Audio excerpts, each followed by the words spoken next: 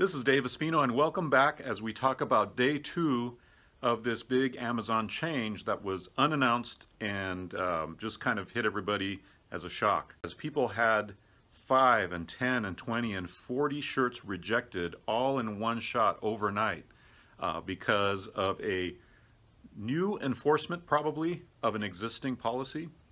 And so I want to talk a little bit about that. I want to talk a little bit about how some people are saying, oh, don't overreact. This is probably no big deal. And I want to give you a level-headed understanding of what's going on. Yesterday's video was very off the cuff and very impromptu, and I just kind of went at it and just told you what was going on. But today I want to kind of share with you a little bit of the history of Amazon and how they've treated sellers in the past, as well as other platforms such as eBay and Udemy and some of these platforms that are third-party platforms where you are allowed to sell on their platform. Now, I started in the online world and in the online business world in 1999. I was introduced to eBay as part of my vintage Hot Wheels collecting, and very soon after was introduced to Amazon. So I've been a seller on Amazon since 1999. That is a long time, okay? And I've seen a lot of things happen both on eBay and on Amazon, as well as other platforms that I've been involved in. And the number one thing that you need to understand about just about any platform is they don't really care that much about you as the individual. Now, they'll care about sellers as a group, right? But they don't really care that much about you as an individual, your particular concern, your particular issues, your particular reason why you shouldn't have been suspended, your particular reason why you think that you were in the right and they were in the wrong. They don't really care that much about that. Yeah, they'll go through a little process with you and maybe they'll get you reinstated and that kind of thing, but by and large, they're running a big company. They don't really have a lot of time to deal with individuals. So let's set that as kind of a little bit of a benchmark, a little beginning to understanding how these big companies work with third-party sellers, okay? Now, one of the things I've noticed historically over all these years since 1999 is that they will make changes for a lot of reasons. One of the reasons they make changes is legal, okay? This particular change about not advertising quality t-shirts may be because they received a lawsuit. Maybe they had a t-shirt that was a bad quality, or they had a run of t-shirts that was poor quality and they got sued because somebody in their listing said this is a high quality t-shirt.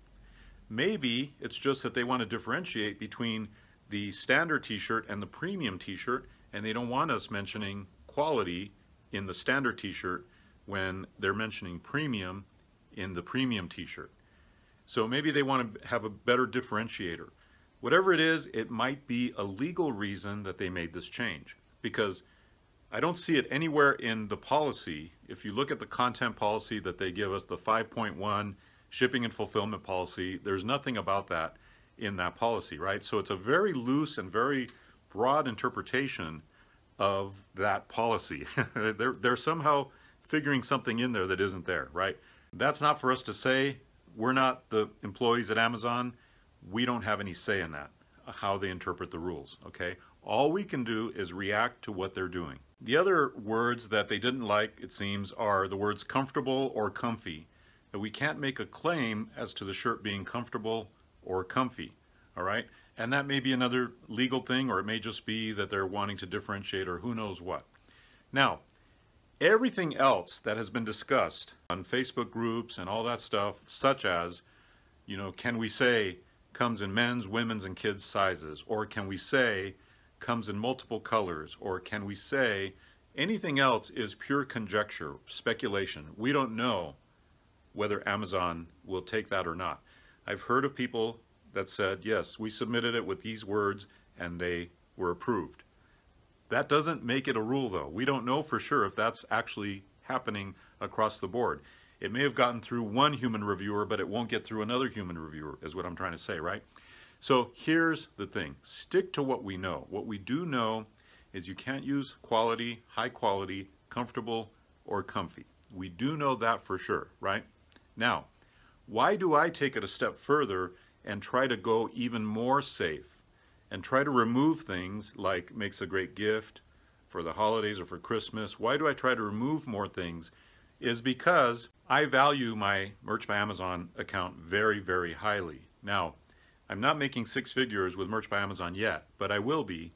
And when that happens, that's $1 million business, okay? Because if you take a business and you value it, typically a business is valued at 5 to 8 times, sometimes 10 times the annual income.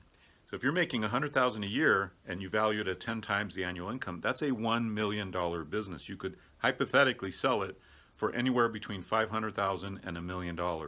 It's $1 million business, okay?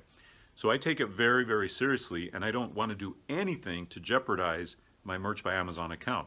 Now, you might think I'm paranoid, you might think I'm a little off with that, but I do know the value of this account, and I do know the value of it going forward is going to grow exponentially as they add more products and more things that we can put designs on. So that's why I'm very serious when it comes to keeping my merch account in good standing. Now, people that have had 20, 30, 40 designs rejected overnight, that is really scary. I mean, I don't care how you put it, no matter what, if you want to just say, oh, that's no big deal, people have been terminated for less than that, okay?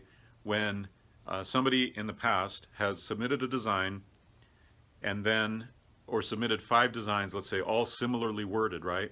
And they were in violation, and then they resubmitted them to try to get them passed, and they were in violation again. Accounts have been terminated for that reason, and not even 20, 30, or 40 designs rejected. Now, we can all hope that Amazon will be kind of merciful and say, well, we didn't announce this in advance. People are up in arms. You know, maybe we shouldn't penalize people so harshly for this. We can hope that that's the case. But on the other hand, from my history of understanding these third-party platforms like Amazon, eBay, Udemy, Etsy, they don't really think that way, okay? They don't think that way about their sellers. And especially in a program that's as new as Merch by Amazon, number one, they're new. Number two, that has tons of people flooding their doors trying to get in, they're gonna be a lot less lenient, and they're gonna say, well, sorry, you're out, because we got plenty of people wanting to come in. We also don't know who is making these judgment calls. We don't know if it's an outsourced employee in some other country. We don't know if it's a legal team that's saying, nope, we've got to take a hard stand on this. They're out. We don't know. We don't know anything. So here's my whole point, okay?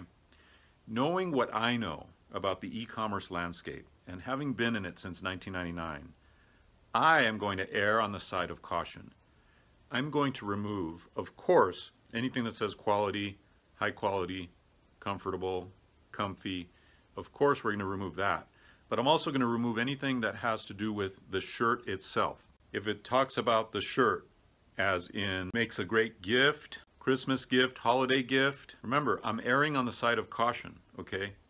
This doesn't mean that in normal circumstances I would do this, but we just got hit with a major surprise by Amazon. Some people got 30 or 40 rejections overnight. I don't want any further chances of rejections, or if Amazon suddenly decides to do a purge and purge all those listings that have the word quality in them, I don't want to be a part of that group. What Amazon has showed us with this change is they don't care enough about us as sellers to communicate, hey, we're going to make this change. You have 24, 48 hours, whatever, to change all your listings. They don't care about us enough in that sense. And when a platform shows through their actions that they don't care enough about the individual seller, I'm going to err on the side of caution. I'm going to go as cautious as I can possibly go. I'm only going to talk about the design, what the design says, what it is, and I'm going to talk very minimally, if at all, about the t-shirt itself, the quality of the shirt. Definitely don't talk about delivery times, don't mention Prime, don't say satisfaction guaranteed. Leave all that stuff to Amazon. Amazon's doing that already for you guys. Amazon's already in, as part of the listing, as part of their boilerplate language, they're handling all that stuff. So don't you take it upon yourself to handle that stuff. You don't need to do that. Just focus on the design if you want to be safe. If you want to be, you know, in the middle ground and you want to play the game of, hey, I think I can get away with this, it should be okay, or so-and-so got theirs approved, so mine should be okay, If you want to play that game, that's fine. That's totally up to you. I'm telling you from my experience being an Amazon seller for about 18 years, I'm not going to be on the edge. I'm going to be way over here on the safe side because I value my account way too highly. And the truth is, if you got 40 shirts rejected overnight, you would be extremely nervous and, dare I say, even panicking, okay? Now, if you're brand new to merch and you're in the 10 tier or the 25 tier, you know, and you're thinking, wow, why are these people reacting so heavily? It's because we have a lot of money and a lot of time invested in our merch business, okay? You have 400, 500, 1,000, 2,000, 8,000 designs like Daniel Cottle does. You have a lot invested in your business. And to lose that business overnight would be horrible. I mean, it would be disastrous. Some people rely almost entirely on their merch business for income. Now, I don't, thankfully. For me, merch is a side business, and it's a side business that pays me an ongoing passive income. And I know, and I'm working towards it being a really big business. It still will always be a side business to me. But for those who have like their entire life invested in merch, this is very serious business. Don't make light of it, because people's livelihoods, their families' livelihoods are depending on merch by Amazon. So if you just say, oh, you guys are overdoing it, or oh, you guys are, you're taking this too serious. No, this is serious, okay? If you suddenly got 40 rejections, this is serious, because it probably means you're in the 2,000 tier and you've got a lot of shirts that you've paid for, that you've uploaded, you've taken the time to upload, that you've worked on, and now you have to edit 1,000, 2,000, 5,000 listings. This is serious, okay? I'm not trying to say panic. I'm just saying it is a serious thing. So if you think, oh, it's no big deal, it's probably because you're in a very low tier, or you don't understand how powerful this business is. You don't understand the income potential that it gives you, or you just don't understand how Amazon and some of these third-party companies can very easily, with the stroke of a pen, just say, oh, you're out. Sorry. So take it seriously, guys. Don't go crazy and don't panic, don't freak out, but do take it seriously and do determine where on that scale you want to be. Do you want to be like riding the edge and saying, all right, let me see, can I get away with these words? Can I get away with saying this? Can I get away with this? Or you can decide to be in the middle ground and say, okay, I'm definitely not going to use the word quality, high quality, comfortable, comfort, but I am going to say something about the t-shirts. They're available in all colors and sizes because so-and-so got it approved, so it should be okay. Or do you want to just go, I'm not saying anything about the t-shirt. I'm going to let Amazon take care of that. I'm only going to focus on the design and the keywords related to that design, and that's it. Well, that's where you're going to find me. I'm going to be in the safe zone. And you know, here's the thing. Everybody's got to make a decision for where they feel comfortable. You feel comfortable right here, riding the line? Great. You feel comfortable in the middle ground? Great. You feel comfortable in the safest spot? Great. All I know is if you were my relative or if you were my son or daughter, I'd be telling you, go down here, be extremely careful, play it safe, until we hear something from Amazon. Okay, we haven't heard anything from Amazon. Just happened overnight. A bunch of people got stuff rejected and was like, whoa, what the heck? You know, caused us all to react. We haven't heard anything, and we might not hear anything. And that's what really makes me nervous, is because if they made this change overnight, what other change can they make overnight without you knowing about it and causing more rejections on your account? And every single one of those counts against you when it comes time to determine whether they're going to suspend your account. So I hope this brought a little bit more light on the situation. I hope this helps explain it a little bit better so that, you know, number one, we're not panicking. We're doing what we can do, and you're doing what you want to do within that range of risk tolerance. You can be wherever you want to be. I don't care, frankly. This is not my opinion's correct and your opinion's not correct. This is not about that, okay? There is no pride in business, okay?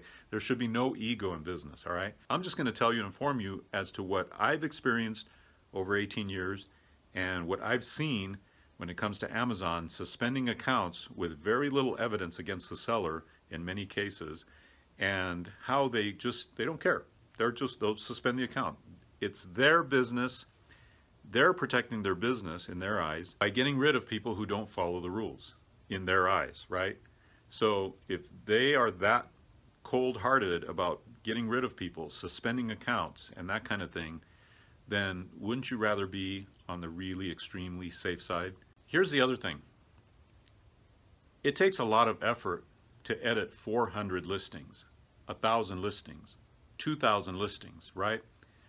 So why not, while you're in there doing the editing, why not take out other words that might potentially be bad or harmful to your merch account? Because here's what could happen is you go in and you edit 1,000 or 2,000 or 500 listings and you get rid of the words quality or high quality, right?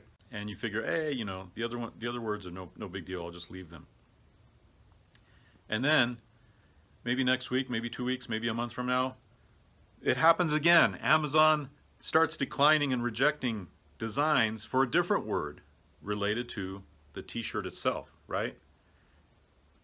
Why didn't we just edit that stuff in the first place?